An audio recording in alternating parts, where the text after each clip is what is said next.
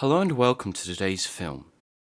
We're going to be having a look at the Subaru SVX, its unique and varied history, how it had to face some stiff competition, and just how much of a unique specimen it really was. Join us as we discuss the Subaru SVX.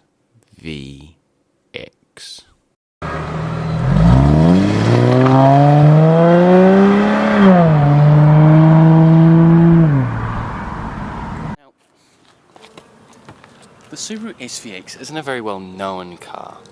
However, for those who do know it, it is really well celebrated for its gorgeous and unique space-age design and its, well, mainly the way it stood out among the rest of Subaru's lineup at the time. Back in the late 90s, Subaru was a growing company, and they were known for mostly making utilitarian vehicles.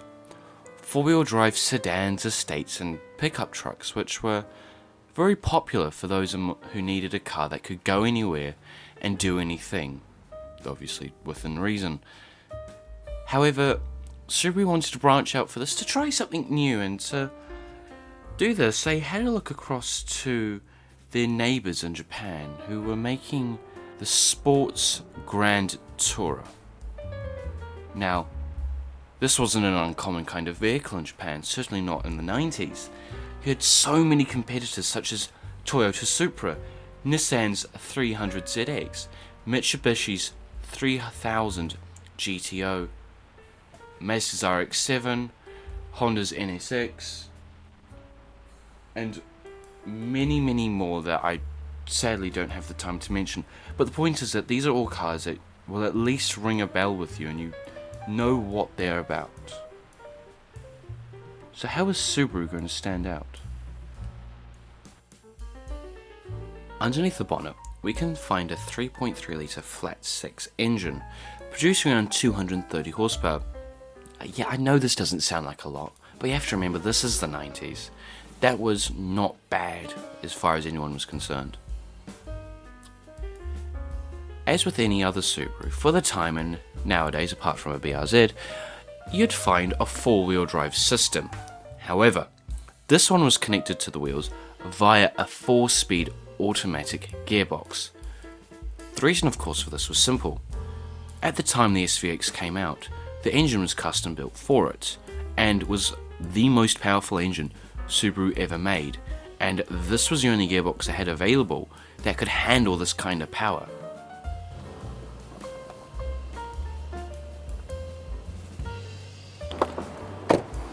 I want to bring us back to my opening statement. What does it mean to truly stand out? And why do I think that this might just be the answer? Let me take you back in time for a bit. Back to the year 1992. Two major events that happened for Subaru this year. First, and most importantly to our story, this was released. And to some good, warm reception, so I'm told. It was certainly a very stunning looking car, and it was a drastic move from what Subaru was making at the time. But another event happened that year which seemed a little less important, but turned out to be one of the most important events in Subaru's history. Subaru won Subaru won the British Rally Championship in his Legacy RS with a little known Scottish driver, Colin McRae.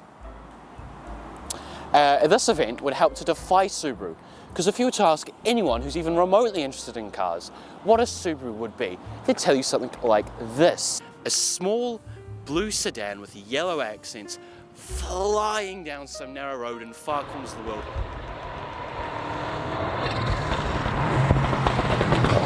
If you notice what they make today, there's a stark contrast.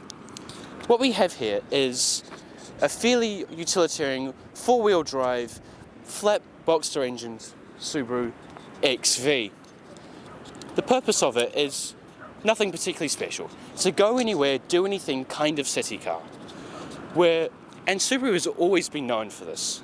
However, when you look at this is a luxury two-door, 2+2 seat layout with a rather large but smooth flat 6 engine.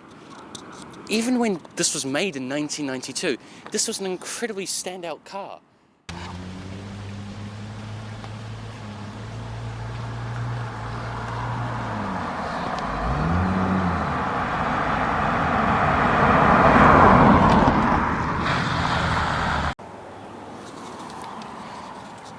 And just a bit about that design. The designer's name was Giorgetto Giugiaro, and he was quite a renowned designer. Back in his early days, he designed such concept cars as the Aston Martin DB4 Jet and the Ferrari 250 GT concept. One of his most unique design traits was the split window system that we can see here. Although a bit distracting, it is actually quite a nice system, and it allows for you to see a lot of outside, giving this car fantastic visibility. This split window design was installed on many cars such as the Lamborghini Countach, the McLaren F1 and the DeLorean, which is interesting because Giorgetto helped to design all three of those.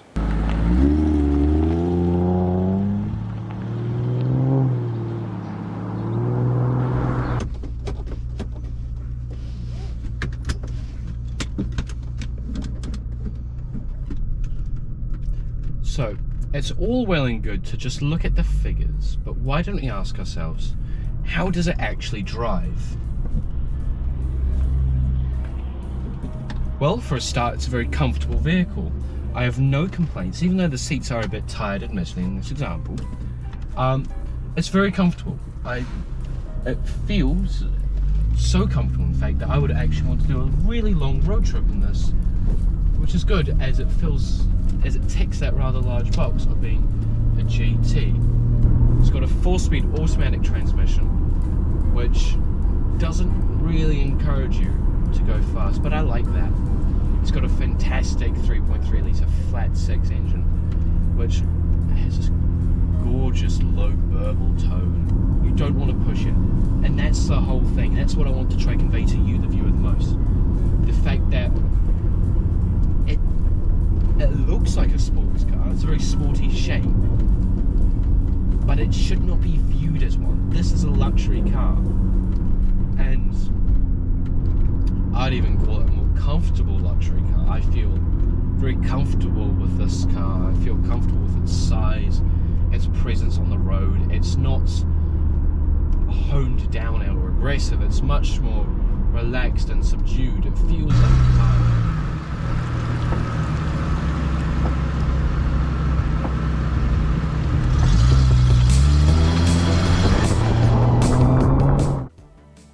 So, why is it such a rare and unique vehicle? And why haven't many people heard about it? Well, in my opinion, the main problem with the SVX had nothing to do with the car. However, it was the perception that the car had.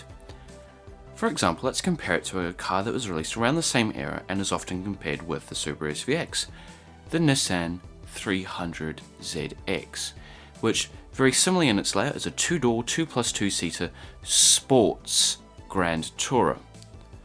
Both are good cars. However, they are designed to achieve different goals. The Nissan was introduced as a sports car. The Subaru was introduced as a luxury car. While I was editing this video, I was able to get in contact with someone who knew a lot more about the SVX than myself, and I was surprised to learn that Subaru did try to compete against another vehicle. That vehicle being the Jaguar XJS, a benchmark of the 80s and 90s luxury Grand Tourers. And I do hate to say it, but this was definitely an uphill battle for the Subaru.